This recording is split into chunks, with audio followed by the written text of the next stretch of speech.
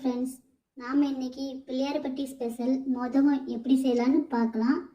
இந்த அரிசி மாவு பயன்படுத்தாமல் வெறும் பச்சை அரிசியும் பாசி பருப்பும் வச்சு செய்கிற ஒரு கொழுக்கட்டை தான் இது. ரொம்பவே நல்லாயிருக்கும். வாங்க எப்படி செய்யலான்னு பார்க்கலாம். 1 கப் பச்சரிசி எடுத்துருக்கிறேன். இது ரேஷன் அரிசி இல்லை கடையில் வாங்கின அரிசி எதனாலும் எடுத்துக்கிடலாம். 1/4 கப் பாசிப்பயிறு எடுத்துருக்கிறேன். ரெண்டையும் சேர்த்து நல்லா ஒரு 2 டைம் தண்ணி விட்டு அலசி எடுத்துக்கோங்க. தூசு எதுவும் இருந்தாலும் வந்துடும். 2 டைம் தண்ணி ஊற்றி அலசிடுங்க. இப்போ இது ஊற வைக்கிறதுக்கு 1 கிளாஸ் தண்ணி ஊற்றி இருக்கிறேன். இந்த இது அரை மணி நேரம் ஊறட்டும். அப்படியே விட்டுடலாம். ஒரு மூடி போட்டு மூடி வச்சுருங்க. அரை மணி நேரம் ஊறினதுக்கப்புறம் பார்க்கலாம். இப்போ அரை மணி நேரம் ஆயிடுச்சு. நல்லா ஊறி வந்திருக்கு. இப்போ இந்த அரிசியில் உள்ள தண்ணியை இந்த மாதிரி ஒரு ஜல்லடை வச்சு வடிகட்டிக்கிடலாம். இந்த ஜல்லடையில் தண்ணி அரிசி ரெண்டையும் சேர்த்துருங்க.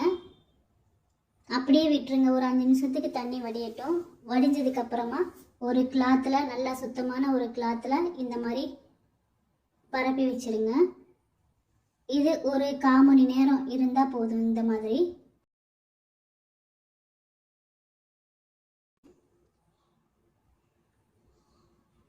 ஒரு 1/4 மணி நேரம் இந்த மாதிரி இருக்கட்டும்.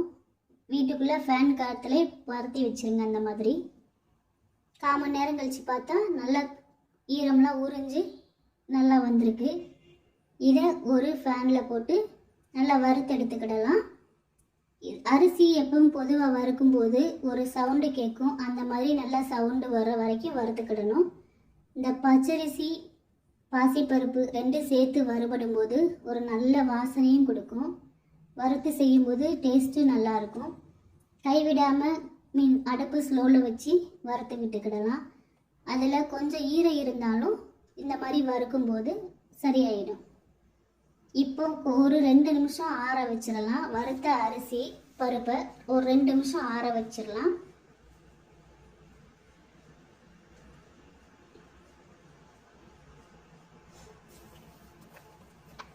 ஆறின பிறகு ஒரு மிக்ஸி ஜாரில் இது சேர்த்துக்கிடலாம்.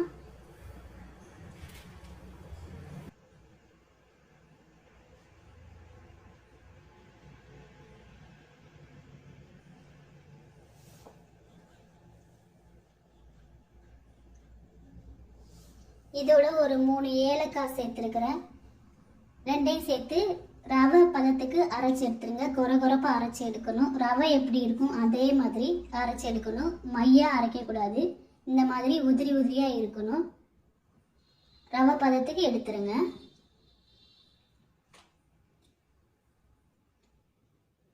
இப்போ ஒரு கடாயில் 3 கப் தண்ணி எடுத்துருக்கிறேன்.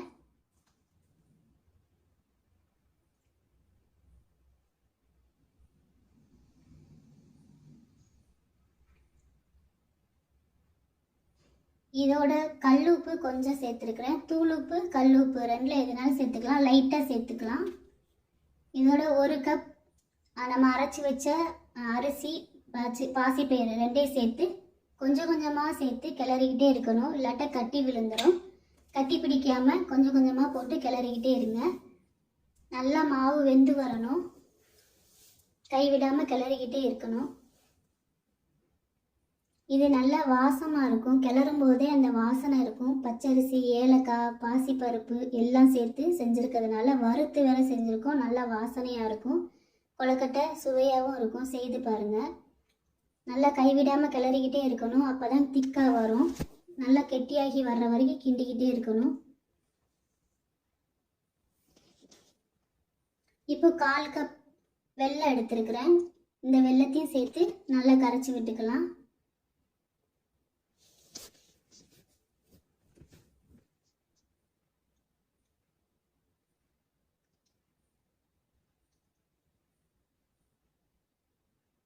வெல்லம் கரையும் போது கொஞ்சம் தண்ணியாக இருந்த மாதிரி இருக்கும்.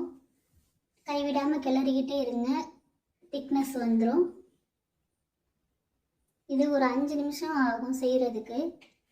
இதோட டேஸ்ட்டு ரொம்பவே நல்லாயிருக்கும். செஞ்சு சாப்பிட்டு பாருங்கள். நம்ம கடையில் போய் அரிசி மாவு வாங்கி கொழுக்கட்டை செய்யணுன்றது இல்லை. இந்த மாதிரியே செய்யலாம். நல்லாயிருக்கும். இப்போ கொஞ்சம் திக்னஸ் வந்திருக்கு. இது நம்ம கொதிக்கும் போது மேலே தெரிச்சிடும். அதனால் ஒரு மூடி போட்டு மூடி வச்சு வேக விட்டுக்கலாம். இடையில இடையில கிண்டி விட்டுக்கோங்க. ஒரு 2 நிமிஷத்துக்கு ஒரு தடவை கிண்டி விட்டுக்கோங்க.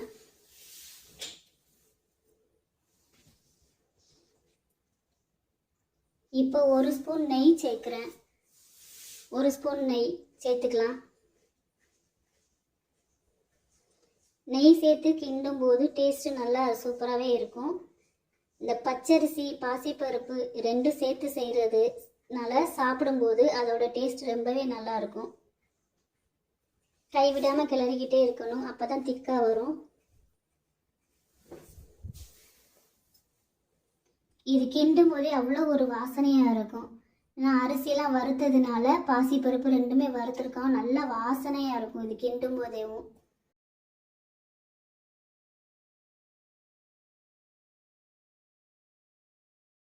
இந்த மாதிரி நல்லா கெட்டியாக வந்துருச்சு. பாத்திரத்தில் ஒட்டாமல் நல்லா உருண்டு வருது. இந்த அளவுக்கு வரணும்.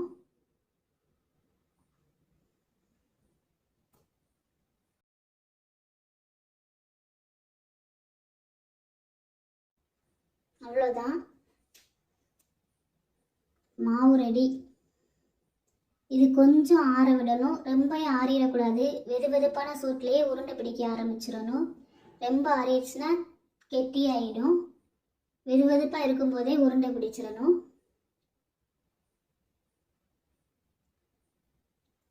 இந்த அளவுக்கு வந்திருக்கு நல்லா. இப்போ என்கிட்ட அச்சு இல்லாதனால ஒரு டப்பா வச்சு நான் இந்த மாதிரி செஞ்சுருக்கிறேன். உங்ககிட்ட கொழுக்கட்டை அச்சு இருந்தால் அதை வச்சு செஞ்சுக்கோங்க. இல்லைன்னா கொழுக்கட்டை உருண்டையாகவும் செஞ்சுக்கலாம், பிடி கொழுக்கட்டை மாதிரியும் செஞ்சுக்கலாம், நல்லாயிருக்கும். நான் இந்த மாதிரி ஒரு பாக்ஸ் வச்சு அதுக்குள்ளே கொழுக்கட்டை மாவு வச்சு செஞ்சுருக்கிறேன்.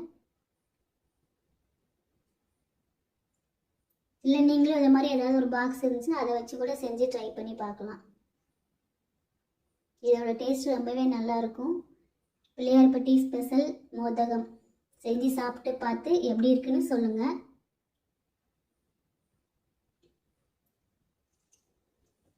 இப்போ நம்ம உருட்டி வச்ச கொழுக்கட்டை எல்லாம் இட்லி தட்டில் எடுத்து வச்சிடலாம். அவ்வளோதான். இதை ஒரு 5 நிமிஷம் வேக விட்டு எடுத்தால் ரெடி.